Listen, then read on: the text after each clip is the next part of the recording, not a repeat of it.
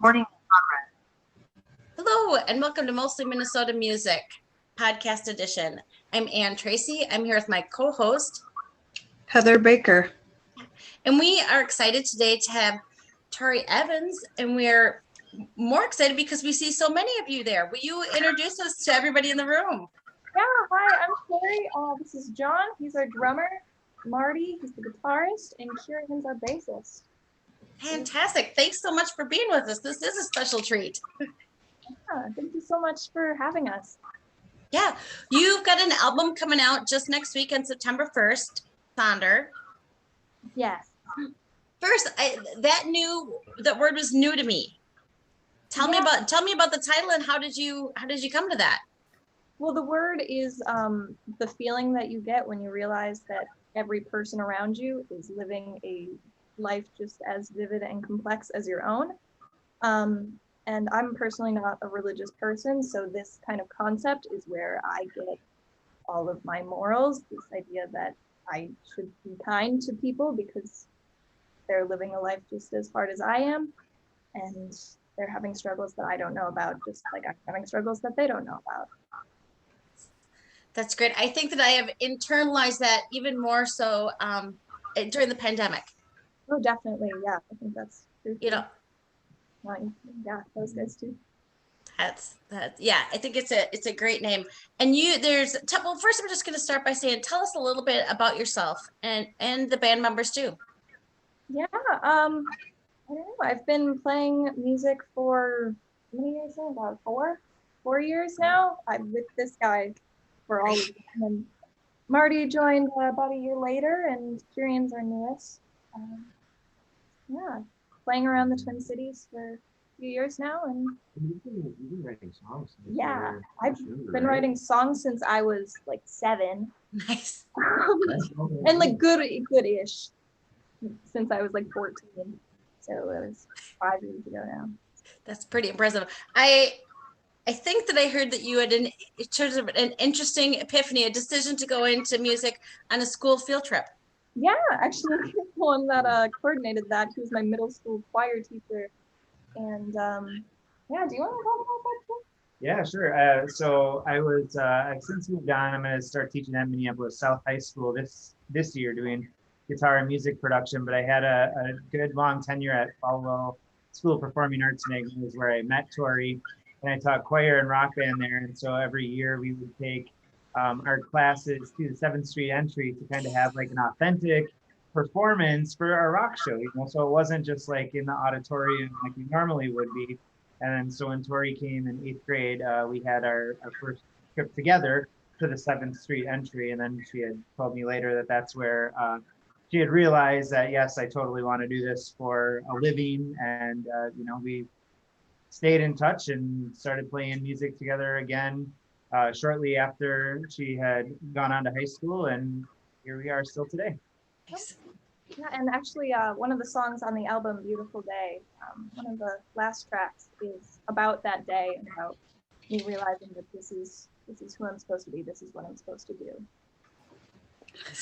I love that that's where your album release is going to be, and you guys get to share that with each other too. Mm-hmm. Yeah, that was the whole point really of wanting it to be there. What can I ask? Did you have a family member or something with a background in music or something? Because at 7 to start writing music, no, I don't know that that's typical to just be like, I'm going to start writing music. No, yeah, nobody in my family plays music. My sister played flute in band in high school, and my mom is a big music lover. I've always had music playing in the house, but it's just always been who I am. So. What were some of your music influences growing up? I listened to a lot of Lady Gaga and Mika and a whole bunch of local artists here in Minnesota, especially like local hip hop and rap, like Atmosphere, POS, Dessa, Doomtree, Girl Party, that whole squad. Nice. You've made the most of growing up in Minneapolis. I mean, from the school field trip to the performing arts to now playing? Yeah, that was actually my very first year in Minneapolis. I grew up in the St. Paul suburbs, and it was not for me. But yeah, as soon as I got here, I was just amazing. It's an amazing place to live, and I wish I'd moved here sooner. Well, tell us about some of the music. I've starred all the songs that I really love of yours, and it turns out I like the songs that are probably a little more angry inspired, anger inspired than some of the others. Because I Cut Loose. I could listen to that. I hate to admit how often I could listen to that one. Tell me a little bit about that one, because that is a great kind of. Cut Me Loose, actually about one of Marty's friends that I went on a date with. And it was fine, you know, the date was fine. I would have been totally cool to go out again, but if it was like, no, thank you, I would have been like, cool, bye. Oh, yeah. I mean, this guy, he's notoriously like a quiet, shy guy that, I mean, like, I feel like he could do it. He's very interesting. But he's still a restaurant. But yeah, no, I went out on one date with this guy. It was okay, but then he was just very unclear on if he wanted to like go out again or if he was like not for me, and I was just so incredibly annoyed by that, like kind of unsure kind of thing. Lack of. Yeah. It's kind of one of those things where like. Right. So like I'll be just fine if you say no, but just let me know, man. I really liked the clean aspect of that song. Like, other than clean, they always do like the over the top stuff, and I really had fun with that on that song. Surprisingly, that song was one of the most challenging pieces for me, at least, to like get to where I felt like it really like was like kind of hitting you right. I don't know. It's difficult. It starts to me almost like a Spanish drama. I mean, it's a very dramatic song. It's I'm gonna this it is the one I'll sing when next time I have a bad date. But there's just something that it's very fun to listen to that full production. Yeah, I think that was kind of part of it, was being like, this wasn't a big deal, this little date that I went on, but I really wanted to like over dramatize it and like really make it over the top and like, make it a huge deal when it's really not. So that was would you say that was like kind of like it was more like it's like for fun, right? Oh yeah, and we definitely. totally like made it like a feeling, like a sensual thing. Oh yeah, 100%. I was going to say, you really do detail in your song, so it almost, I'm wondering if you have like a theater or dance background, because it's so like emotional filled. It almost gives it like movement and a little series in your head, more so than maybe some songs that are just kind of, you're not really connected to as much. I don't know. I mean, I don't really have much background. I've done a couple musicals, but I was really more there for the singing than the acting or the dancing. So I'm really, really awful at dancing. He can. But you do not. Well, you write that way, or at least that's how I took it in. So I was like, oh, I wonder, I don't know. It's just how I took it in, and I was curious about it. Well, thank you. Yeah.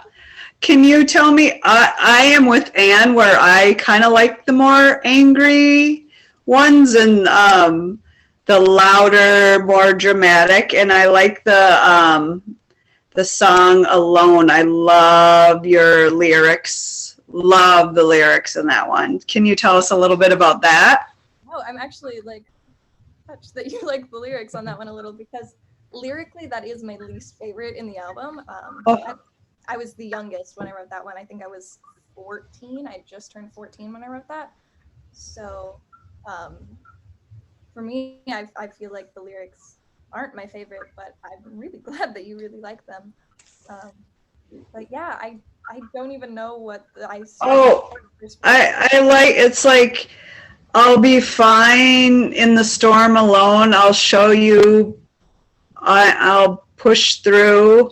I'm not irrational. And you're like being held by only tape and glue. Like, it's very simple, but yeah, like the drama of the 14-year-old, like, you know that of yourself when you wrote it, but it's just maybe from where we're at with all the whatever dramatics it felt, yeah, just and the aloneness, maybe. yeah. I put a spin on it. Definitely. I was definitely feeling alone when I wrote that song. And just, I mean, I knew I had this support system, my family, my friends, but I still felt like there was a lot of things that I had to face on my own, alone, and I was going through XYZ mentally, emotionally, and yeah. I really like the poetry of that song as well. Like the lyrics are very well thought out and put together, I always thought. Never And compliments my sometimes it's lyrics. frustrating. Well, that's awesome. But you know what I'm going to say is, if you could just say it again a little bit louder, because so that people will hear it on the recording. I always loved the poetry in that song, and I always thought the lyrics were very well and meticulously crafted and put together. And I mean, for me, sometimes it was really frustrating because in the studio, we didn't have as much time to do that. And oh my God, I always wanted to do more in the studio. And these guys will say I'm really annoying in the studio, but it's because I really love what we do. Yeah, And on those solos on Think Twice, Marty spent like 2 hours just doing those solos, and I was like, oh my God, it was just the solos. Like layered like 7 guitars on there for one of them, and I'm like, oh my God, this is costing me so much money. It was money well spent. That will harken me back to some of the songs that I used to belt out when I was closer to high school in the 80s. You know, it's got that real 80s vibe of rock. Yeah. Some of my influences are, well, Queen is like the classic one. And then I always really liked the Eagles, and some of the newer ones that really fit for me with this band are My Chemical Romance, funnily, which I don't know if you guys are, they're much more, like if you listen to their album, Welcome to the Black Parade, you'll hear my influence, I feel Okay. like. I don't know how I feel about that being an influence No, for it's my great. album. It makes sense with Learn from Your Lies, Think Twice, the heavier ones. Sure. Those Okay. are also my favorites. Like you were saying, actually. I had the most. Well, I like that it encompasses the little pieces of each of you too, you know? Yeah, I let them like just do whatever they want mostly for their parts. They're all amazing musicians, and I want them to feel free to do whatever they want creatively. You know, not whatever, you know. I would say that's probably like the most fun aspect of this whole thing, like being with Tori for, you know, when it was just she and I kind of workshopping her songs, that was, you know, just the stuff that she'd written. And we look at a song like Cut Me Loose, for example, right? And we're looking at this epic song on paper. It's like 5.5 minutes long, and going like, what are you going to do with a 5.5 minute song to keep people focused? And then like being able to kind of work through those things and really kind of take it and co-create this nice masterpiece, I guess you could say, that really kind of takes people through a journey through the whole song. It's just been a lot of fun to see that whole process and go through it together. I have a question too. Since you had a teacher-student relationship, it would be interesting now, more of a partnership. Is it easy working because you have that relationship already, or is it you had to find your space to be more of a partnership than a teacher-student, I guess? If that's fair, or I'm sorry, maybe that's not a fair question, but it would seem easy on some aspects, but then I don't know. Interesting. Yeah, I think a bit of both.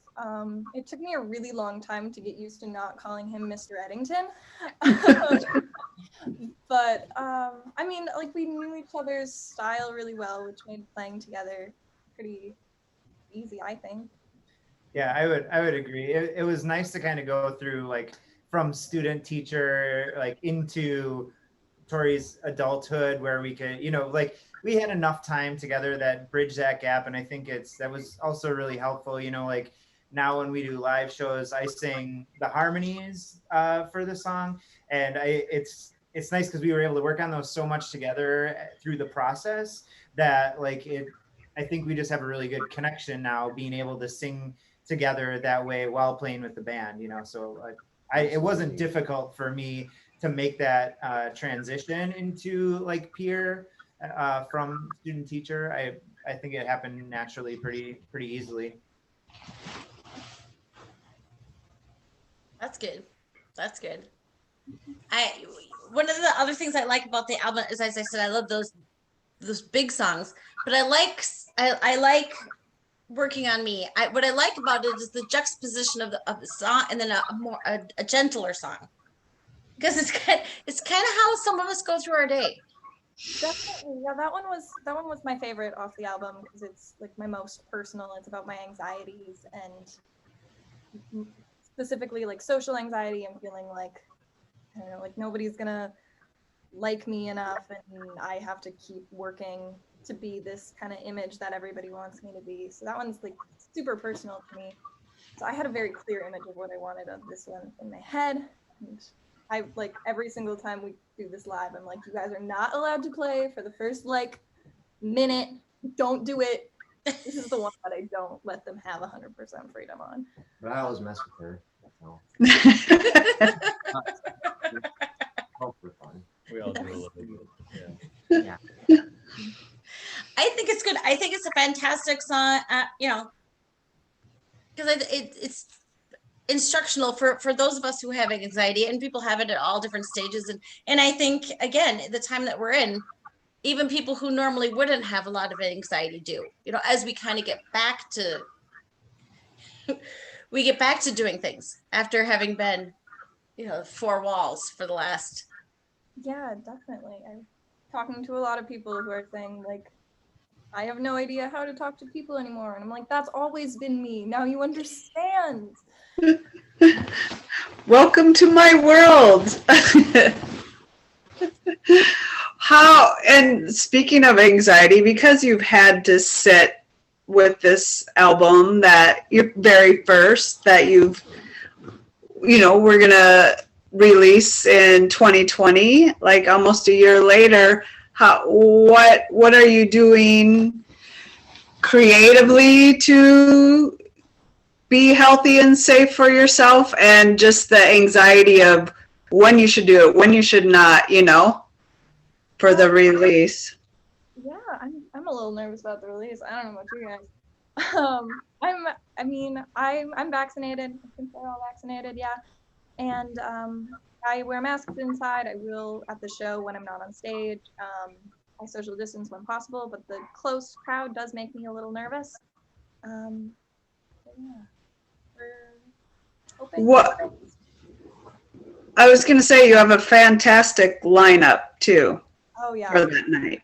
The Hive and Katie are amazing. I went around postering, putting posters up all over record stores and places around town, and every single record store that I went to, they looked at the poster and they're like, "Oh, Katie, I love her." And I'm like, yes, I love her. She is ubiquitous. Oh yeah, it's amazing. That's got to be a lot of fun. Have you been able to play shows leading up to this in person? Yeah, we've played like 7 or 8. Oh wait, you weren't there for all this. I've played like 7 or 8 shows this summer. So not as many as normally, but a good amount. And they've played 3, 4 with me, 4, something like that. Yeah, so we've been playing a little bit this summer. Nice. So you're all tuned, ready to go for the September 1st? Hopefully. Yeah, we're cramming in a whole bunch of practices. We have 4 this week. Just trying to get ready because we're all a little bit nervous. Yeah. were you folks connecting during the last year? Because as Heather says, this album was supposed to come out in 2020. Yeah. And then, I mean, were you having an album in your pocket? Were you working on new material? Were you practicing this material? Did you just say, I'm going to watch Well, Netflix like the best of us? yeah, pretty much. Me and Kieran both went off to college. He's in Leeds in England, and I'm at Berkeley in Boston. So so we kind of just had a bit of a break there. But then as soon as we came back, we started practicing again. And yeah. Nice. Yeah. And are you going to school now? I mean, now is it remote? Is it? Yeah, I'm heading back to campus 2 days after the show. Okay, I was wondering how that timing. Yeah, real tight, but yeah. And now in Leeds, will you go back to Leeds or is it remotely? We're gonna kind of do a hybrid learning model. So I've got, the essential classes in person, but I will be going back about a week after the. Okay. I have two go to school in Canada and it's all remote still. Yeah. So they're just going to do it from home. Yeah, my classes are mostly going to be in person. I've got one online that's at 4 a.m. I think the teachers in Spain, they have a Spain campus, but it's still very annoying for me.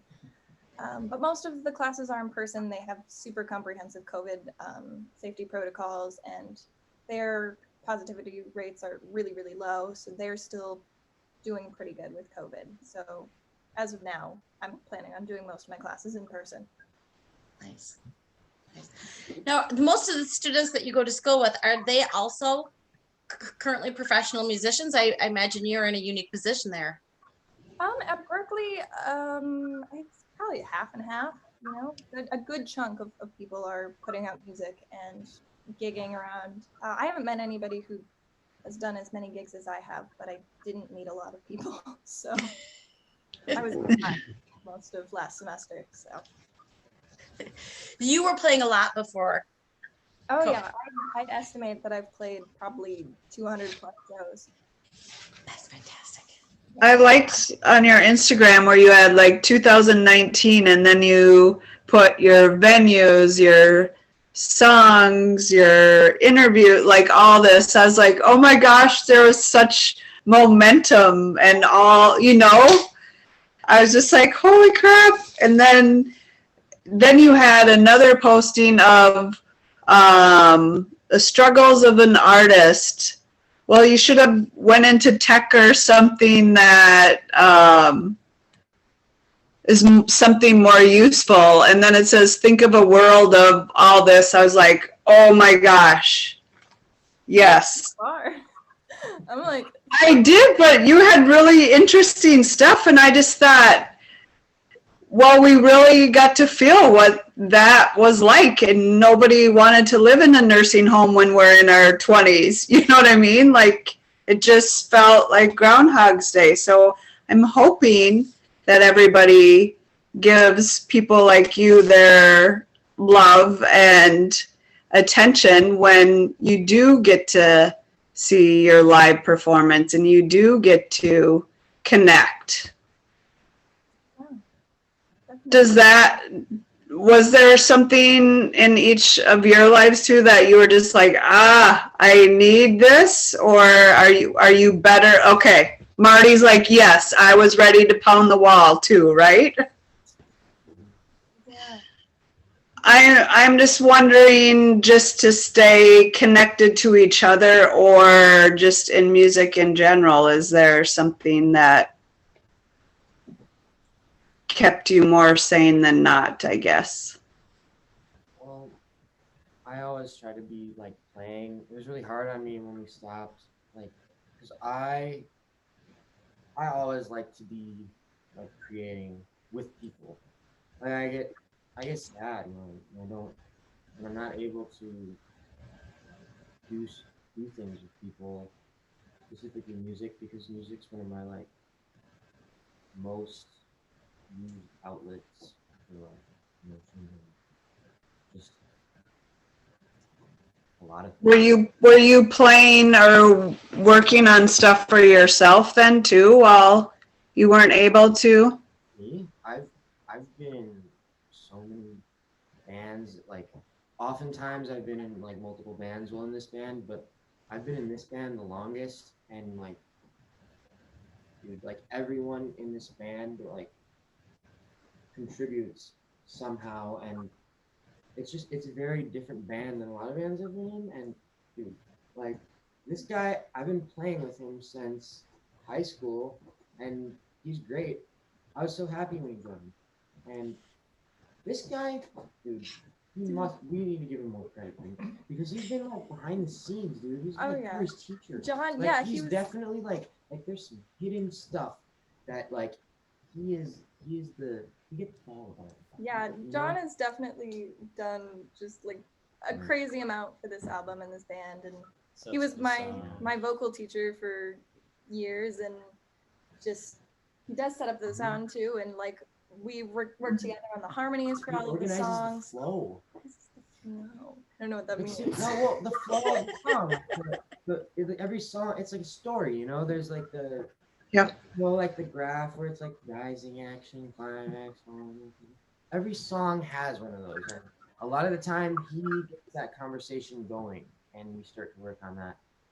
That's very true, yeah. You know, like I he's mean, that guy. I was gonna say I must have caught on to that flow when I thought she was a dancer or what, because I know what you're talking about. I heard it. So I guess the answer is all John.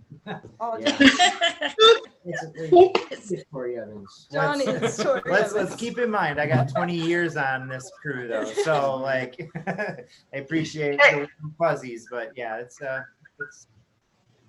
Also, man, It's useful. we all have. I'm so sad that we're gonna be done after a while. I hope it doesn't Done. be- I mean, it won't ever really be done, but I'm sad. Well, Like, I wish- okay, we have to back up because you're not going to be sad because now during this past year, everybody has exchanged through email. So you can say, hey, I've been working on this and send it to your bandmates. So you're still creating and the sad is zapped.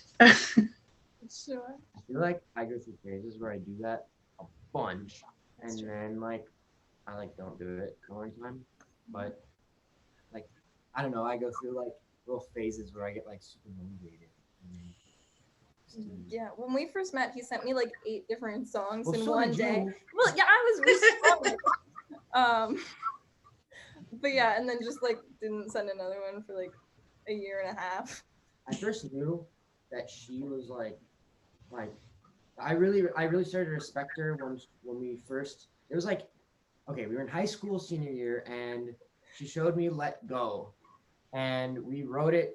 I wrote the guitar with her together in that ensemble group, and that was when I really started to like really respect her, and I started to like understand her as a musician, and and when she asked me to be in the band, I was like, heck yes. I mean, I'm not sure if I can say H word here. I had to like be like, no swearing, Marty, none. I have a problem. So, Being a little extra cautious. That's I'm never glad- any harm in that. It's never, yeah. But you guys just make such a good team together, and I think it's, have people from different, and it must be a proud moment as a teacher to see somebody take off and to continue to work with them. I think that is absolutely amazing, and we're not going to be sad about the show. We're going to be, because it makes me think it's going to be an amazing show. I sure hope so. Yeah, I think it will be. Will you, for folks who are listening, and I'll put this in the notes, can you tell us how to find you online? Yeah, well, you can find my website, torievansmusic.com. It's got all my links on there, or my Instagram, which I use most, is Tori Evans Music, or Tori Evans on Facebook. Yeah, I'm around. All the places. ToriEvansMusic.com. All the places. So we've got Sonder is coming out on September 1st. and it's going to be, you're going to have the release party at the 7th Street entry that night. And are tickets still available? Yep, tickets are available through the First Ave website. So What day is it again? September 1st. Right. Nice. Nice. That is some awesome teamwork right there. So, thank you. Thank you so much for joining us. We're looking forward to the show and really, really enjoy the album. I think a lot of people will. Oh, it's Great. Thank Me you so too. much. thanks. All right. Thank you. Thanks, guys. Thanks.